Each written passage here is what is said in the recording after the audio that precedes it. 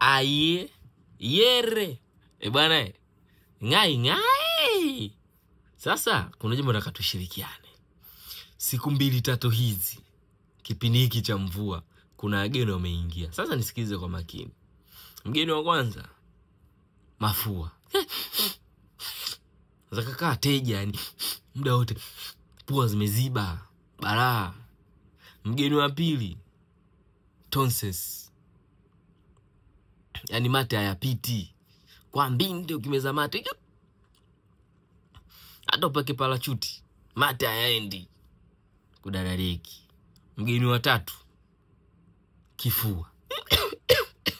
Subiri vipimo. Jitahidi kula matunda na mboga za majani. Balaa, watu wanakohoa kifua.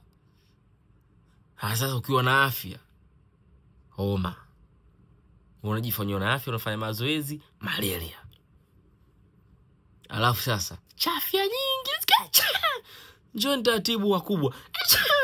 Mjini kuna vya watu kama yuko Ugolo. Yaani ukipita baba ni hii mvua au mate.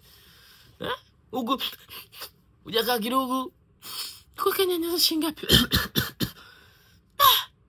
Si. Anaumwa mimi au hata wewe? Aka tumekaa kimya afu kwamba taifa lote linaumwa. Tumetulia. Hebu tuambizane jamani. Ngai au naye mgonjwa? Hata kama sio wewe jirani yako. Hebu mwambie huyu anaokusikiliza sasa hivi. Nyumbani kwako hapo. Hamna mtu anayeumwa?